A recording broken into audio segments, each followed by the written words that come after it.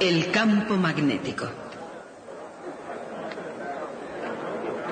Hoy, nuestro héroe del día va a ser André-Marie Ampère.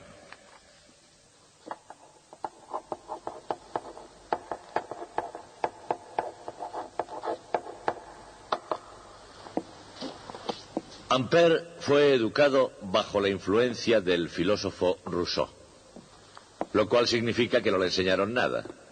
Simplemente lo situaron en una gran biblioteca y le dijeron, anda, aprende. Pero esto, en su caso, parece ser que funcionó bastante bien, que aprendió latín por su cuenta y que leyó a Euclides, a Euler, a Bernoulli y a otros varios matemáticos. Pero por aquel entonces, cuando tenía 14 años, en el año 1789, estalló la Revolución Francesa. El padre de Ampère era juez en la ciudad de Lyon, y en el cumplimiento de sus normales obligaciones tuvo que sentenciar a un jacobino a morir en la guillotina. Cuando los jacobinos tomaron la ciudad, años más tarde, el padre de Ampère fue a su vez sentenciado a la guillotina.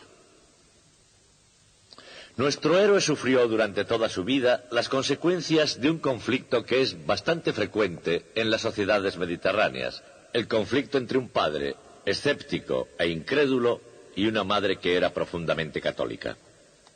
Eso influyó para que se pasara la vida elaborando grandes esquemas metafísicos que nunca valieron para mucho. Su vida privada fue extremadamente difícil, algo parecido a la de Kepler, como recordarán. No solo murió su padre en la guillotina, su esposa, con la que se había casado en 1799, murió 4 años más tarde, y su segunda esposa resultó ser tan desagradable que se divorció de ella. Tuvo un hijo que fue un haragán inútil, y una hija por la que estaba embobado, pero que acabó casándose con un oficial del ejército que estaba chiflado. Aparte de eso, durante toda su vida estuvo mal de fondos. Pero su vida profesional fue aún más extraña. Los 15 primeros años del siglo XIX Ampère los dedicó a las matemáticas. No fue un buen matemático, tan solo competente. En 1815, de manera muy sabia, cambió de profesión y se hizo químico. Y Ampère resultó ser casi un gran químico. Casi descubre el cloro, casi descubre el yodo y casi descubre la ley de Avogadro.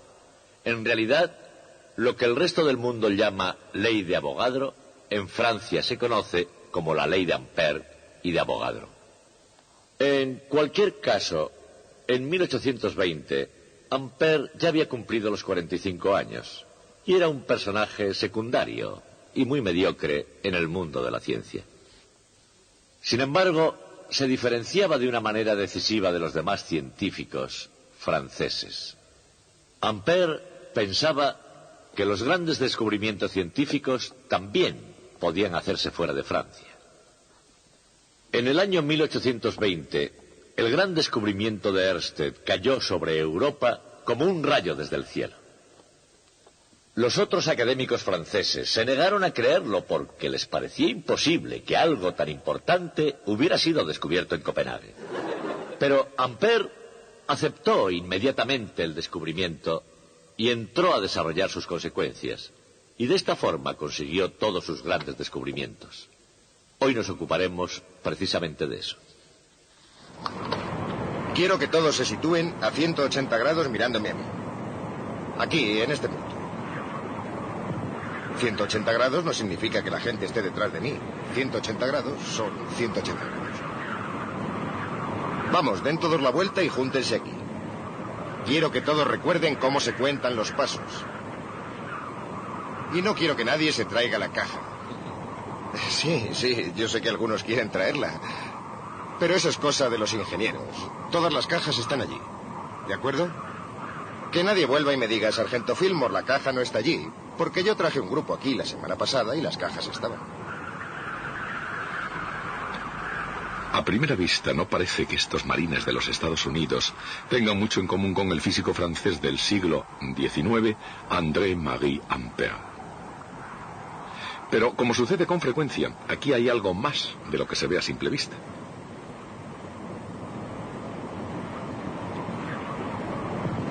Para Ampère fue todo un reto conseguir explicar un misterio corriente de la naturaleza, pero con frecuencia desconcertante.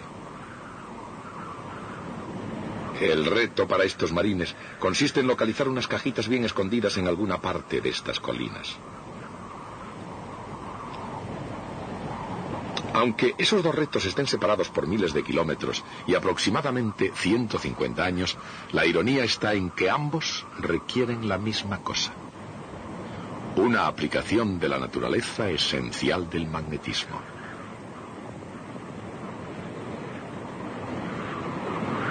Para vuestros propósitos es un paso duro. Con la cabeza recta compruebo el azimut. Tengo mi índice para comprobar, y veo que mi índice indica 340 grados y todavía puedo proyectar el azimut hacia el cabo Salazar. De esta forma sé dónde estoy enclavado. En 1820, Hans Christian Ørsted descubrió que las corrientes eléctricas producen fuerzas magnéticas y que esas fuerzas hacen que los imanes apunten siempre en dirección perpendicular a la dirección de la corriente.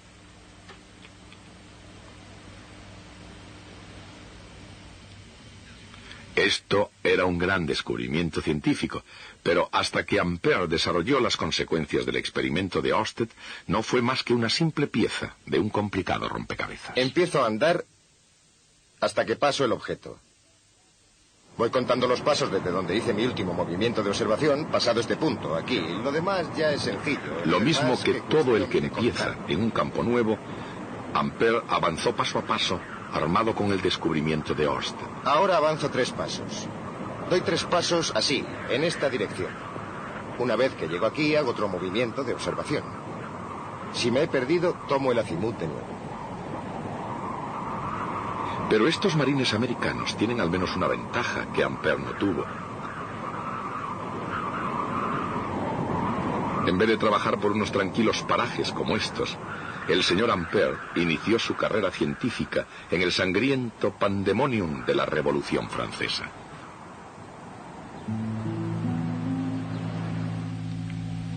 El padre de Ampère, Jean-Jacques, era un juez de paz calificado como enemigo de la Revolución. Estando próximo a ir a la guillotina, Ampère padre escribió apresuradamente un último recado a su esposa. No te dejo bienes, ni siquiera un cómodo bienestar. Pero mis mayores gastos han sido para procurarme libros e instrumentos matemáticos que fueran indispensables para la educación de nuestro hijo. Y ese gasto ha sido una sabia economía. Considerando todo lo que su hijo dominaba, ese dinero del viejo Ampère ciertamente se había empleado bien. En la cumbre de su carrera académica, Ampère era conocido como un filósofo nato, sabio en los caminos de la ciencia y en la forma de explicar algunos de los más fascinantes misterios del universo.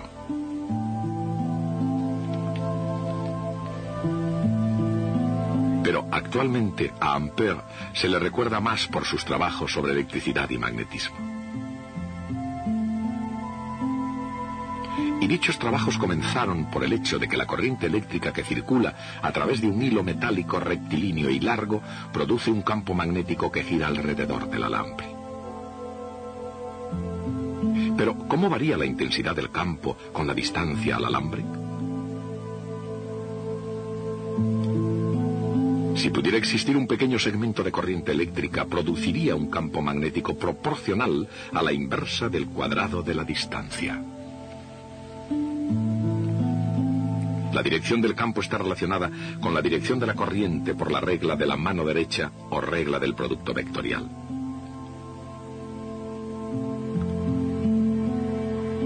Y el campo será mayor cuando el segmento de corriente y el vector distancia sean perpendiculares.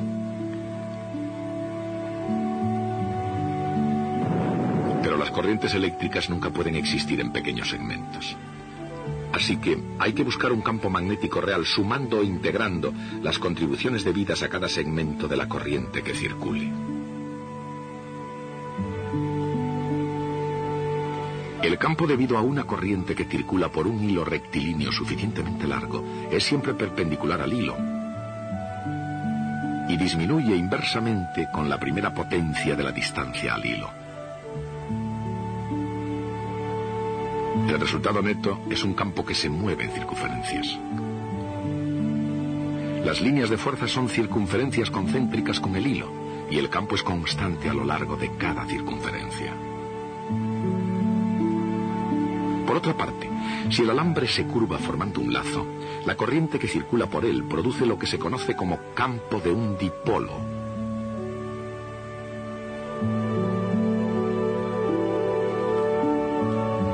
Una bobina en forma de hélice o solenoide es como una pila de lazos de corriente y crea un campo muy parecido al de un imán en forma de barra.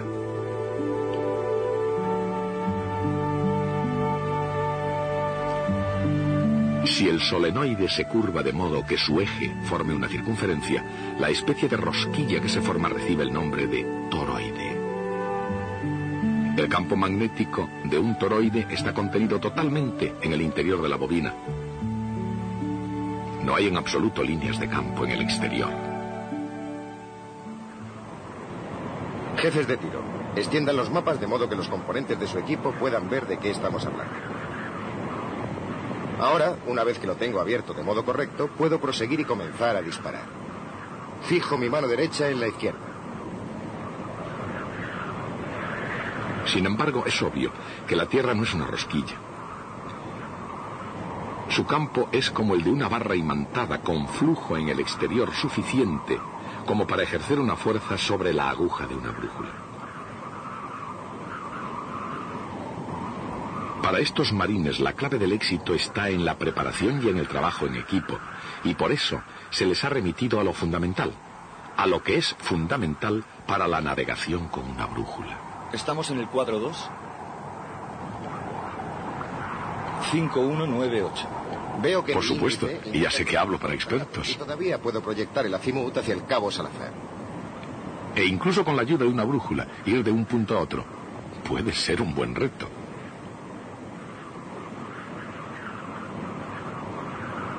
Muy bien, durante todo el camino de vuelta, sigan esa zona de hierba hasta donde parece que se termina la Tierra. Pero no es menos desafiante la tarea que Ampère se impuso a sí mismo en los primeros años del siglo pasado.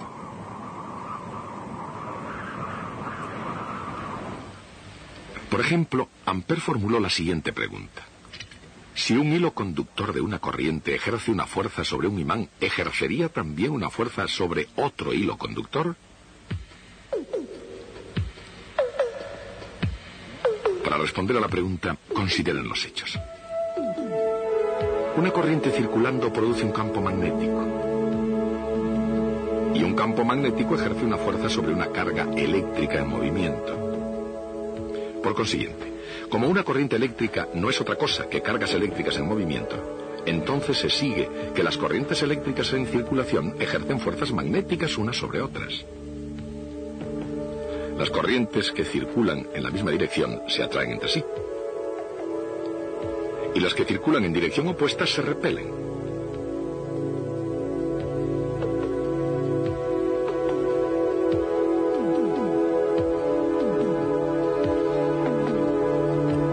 En realidad, la unidad de la corriente eléctrica se define en términos de la fuerza entre dos conductores. Quizá por eso se llama amperio y para cortar se escribe a veces amp. Pero Monsieur Ampère hizo incluso algo más práctico y desde luego mucho más profundo que prestar su nombre a una unidad de corriente eléctrica. Ampère creó la electrodinámica, la teoría de que el magnetismo es electricidad en movimiento. Era una teoría muy prometedora que, entre otras cosas, podía explicar los campos magnéticos de los alambres rectilíneos, de los lazos e incluso de los toroides. Pero ¿qué pasa con el campo de una barra imantada? También en esto, Ampère pensó con razón que debía haber corrientes dentro del propio imán.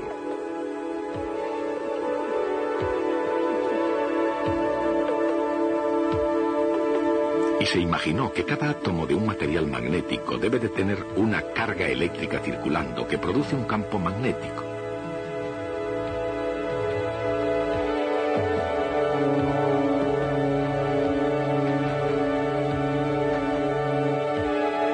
Y de hecho, la Tierra en rotación tiene cargas eléctricas circulando en su mismo centro que crean el campo magnético que atrae la aguja de la brújula.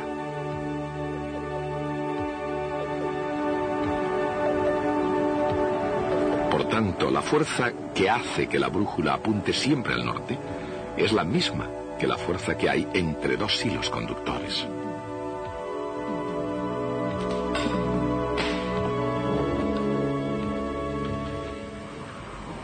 Sacar partido a esa fuerza requiere frecuentemente paciencia y precisión.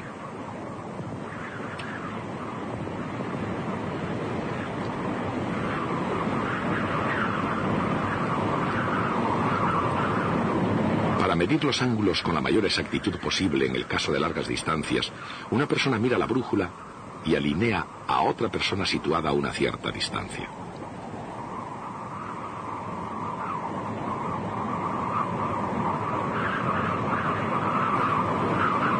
Aproximadamente 52 grados magnéticos. Dibújelos aquí con el transportador.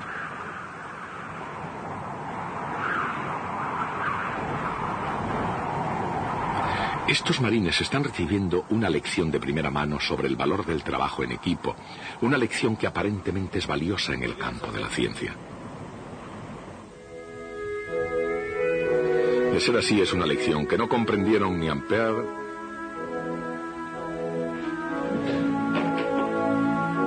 ni James Clerk Maxwell ni Michael Faraday. Aunque en su tiempo los científicos tendían a marchar al compás de sus propios tambores, Ampère y el inglés Faraday trabajaron en paralelo. Por ejemplo, en ruta hacia sus mayores éxitos en el campo de la electricidad, ambos se habían interesado por la química y estaban enormemente influidos por la obra de Sir Humphry Davy.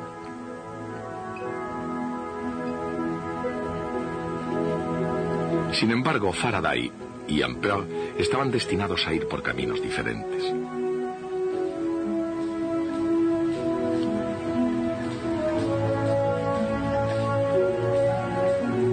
Así como Faraday era intuitivamente brillante, Ampère era sencillamente genial cuando se trataba de números y símbolos. Y la ley que lleva su nombre es una descripción matemática del campo magnético, al mismo tiempo semejante y diferente del campo eléctrico. En un campo eléctrico no se realiza ningún trabajo cuando una carga se mueve a lo largo de cualquier trayectoria cerrada, volviendo de nuevo a su punto de partida. Por lo tanto, cuando se parte de un punto y se sigue cualquier trayectoria volviendo a ese mismo punto, la variación en el potencial eléctrico es siempre cero. Por consiguiente, la integral de la línea del campo eléctrico a lo largo de cualquier trayectoria cerrada es siempre cero. Esta es una propiedad fundamental de los campos eléctricos.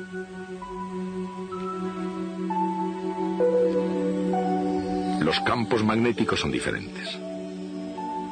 La corriente en un alambre rectilíneo crea circunferencias de campo magnético constante.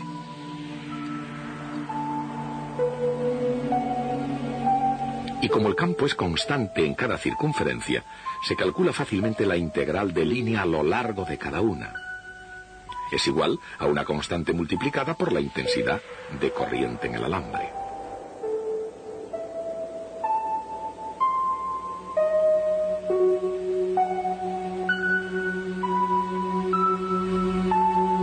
Ese resultado es el mismo para cualquier circunferencia alrededor del hilo y por esa razón para cualquier trayectoria alrededor del alambre. La integral del campo magnético a lo largo de cualquier trayectoria cerrada es igual a m sub 0 multiplicado por la intensidad de corriente total que pasa por dicha trayectoria. Recibe el nombre de ley de Ampère y es una de las ecuaciones fundamentales del magnetismo. Como tal, jugó un papel crucial en la obra de James Clerk Maxwell. Cuando Maxwell se sentó a forjar una teoría sencilla y coherente del electromagnetismo, comenzó con el concepto intuitivo de Faraday sobre las líneas de fuerza, con las leyes del flujo eléctrico y magnético de Gauss, y con la genial idea de Ampère de que todo el magnetismo era eléctrico en su origen. Naturalmente, esas ideas tenían que ser expresadas matemáticamente.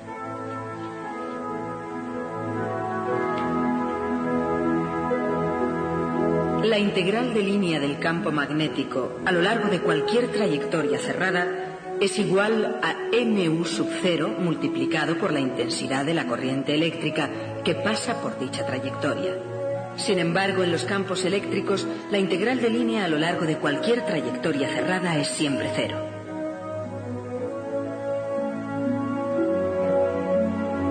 El flujo eléctrico a través de cualquier superficie cerrada es igual a la carga neta en el interior dividida por epsilon sub 0.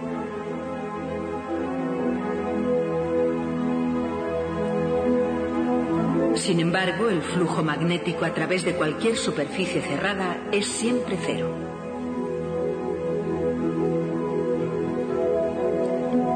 Esas son las ecuaciones fundamentales de los campos eléctricos y magnéticos constantes. Solo tienen que preocuparse de estar seguros de que tienen cogido el azimut cuando estén midiendo. Y de estar seguros que tienen alineada su propia línea y la flecha indicadora. Eso es todo. Con todo esto en mente les estoy diciendo, como les dije antes, que allí no habrá reflectores. Nadie aquí quiere fracasar. ¿Todos entienden la brújula? Todos serán expertos con esto, ¿de acuerdo? Ahora es el momento de hacer preguntas. La única pregunta estúpida es la que se deja por hacer.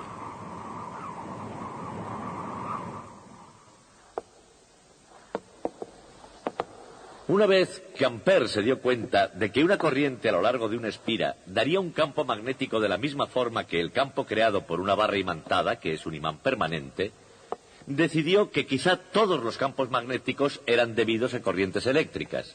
Es decir, que en cualquier imán permanente había corrientes que circulaban permanentemente en su interior, generando el campo.